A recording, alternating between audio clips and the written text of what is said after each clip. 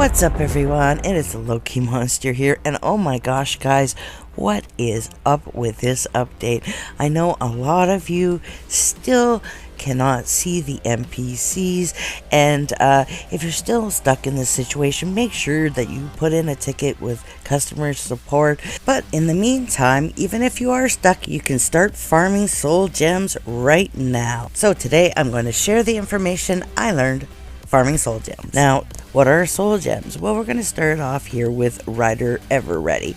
And if you crafted the Lion Fang Paladin gear, you now have the ability to upgrade it to a level 2 and then take that set and upgrade it to a level 3. And what you need for this is the soul gems.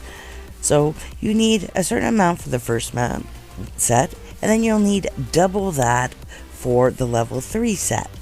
Now, if I also come over here to the Phoenix Blade of Nulgath, in order to craft this pet here, you are also going to need 100 soul gems.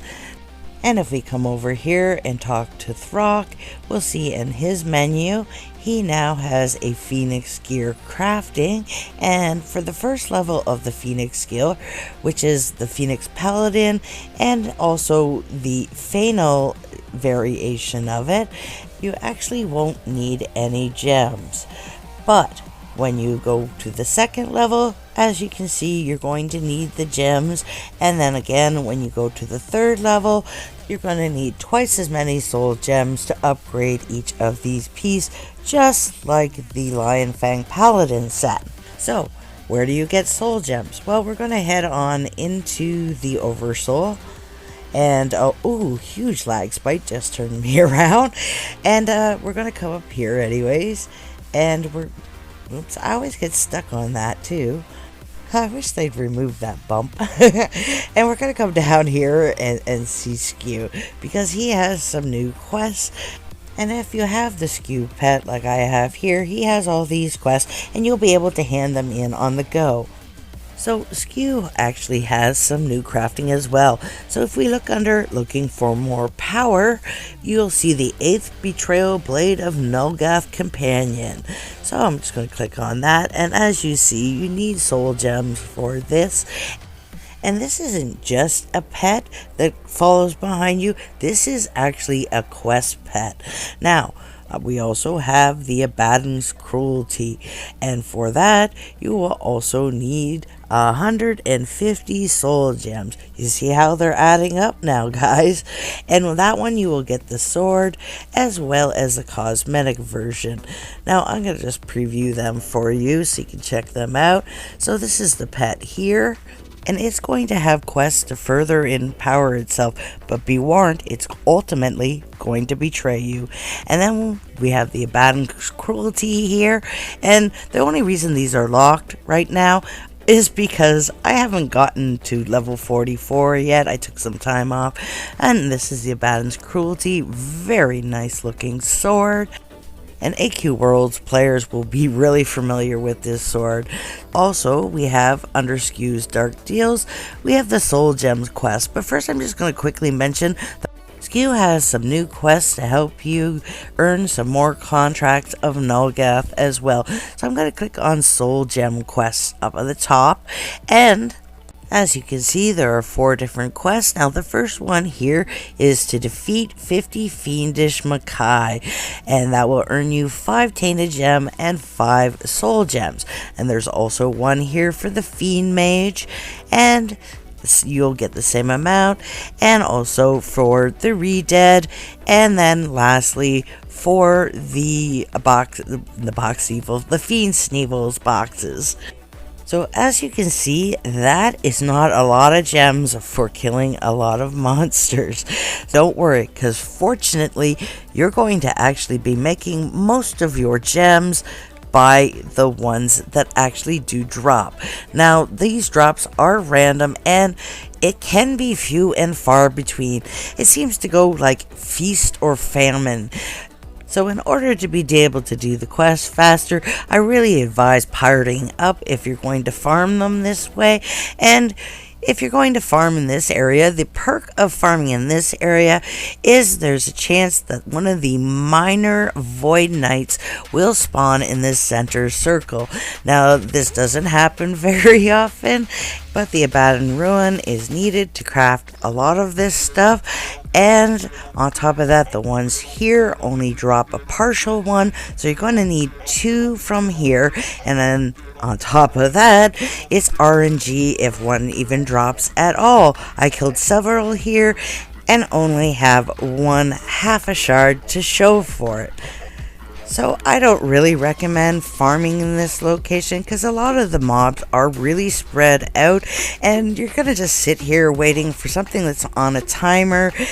And that location only has 2 redeads that spawn there, and it's solely Makai, and you don't need Fiend's for this whole thing. So instead, I'm going to recommend you come up here to the travel portal and travel to the Bulwark of Gluttony. And you're just going to run over down here to this little ruin, and this nice little tight space. I was able, using a range class, to pretty well stay in the center and not have to move around too much. I could pull them to me.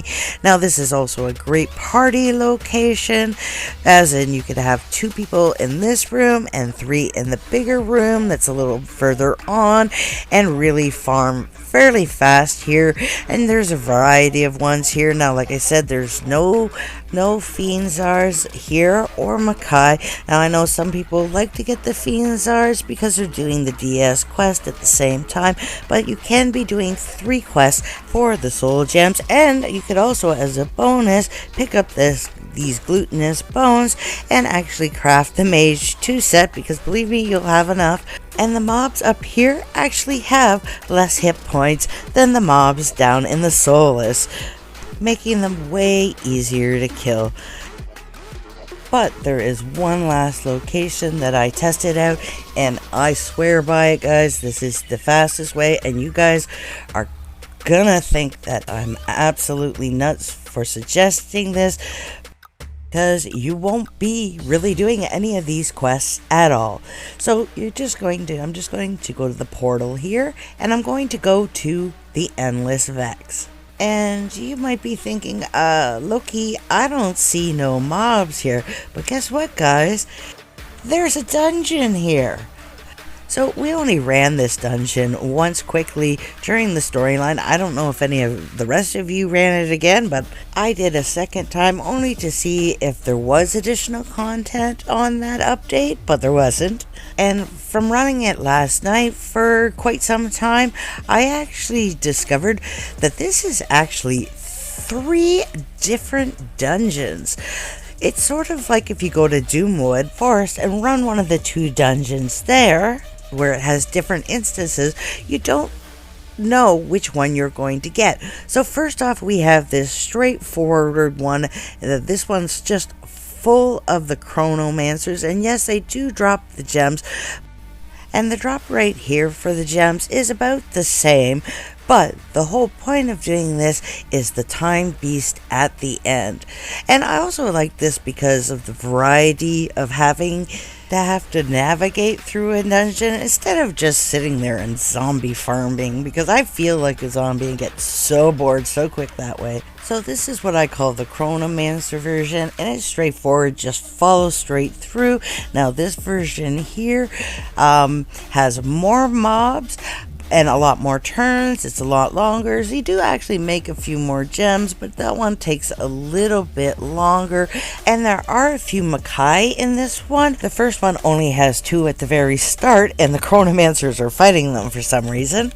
So you can pick up some of that quest there. You won't get a lot, but you can pick up a few extra soul gems from it, and the mobs in here are not very strong at all.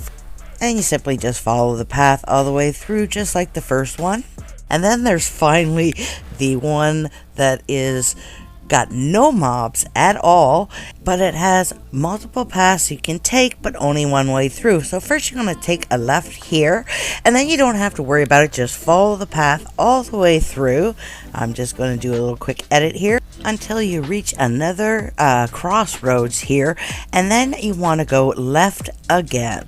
So simple enough to remember. take 2 lefts, and then just continue down the hall until you reach the beam of light. And this is from another run. I just wanted to mention this quickly. If you are running in a party and you do actually have somebody fall off the edge and die or whatever, don't worry, you can get back quick. All you have to do if this happens to you is click on any of your party member names you see listed on the right hand side and just hit go to. And if you're a free-to-play player and you don't have a travel form, this is a great sneaky trick to keep up with the pack that you can use here or in other dungeons. So we're going to face the time beast. So you just have to run down here and simply kill this time beast. And he's really not hard to kill, and he drops anywhere from 5 to 15 soul gems, and this is why you want to be farming this area. And the average number that you will get per run is about between 8 and 10, plus you may pick up some gems in the dungeon, so you can do a run on average every 2 to 4 minutes, and believe me guys, you will stack up those gems fast. I want to thank you all for joining me, and if you guys find my videos helpful, please consider hitting that thumbs up and subscribing. Every little bit helps me get more coverage with Google and grow my channel. Thank you all for joining me, and I'll see you next time. Bye bye guys.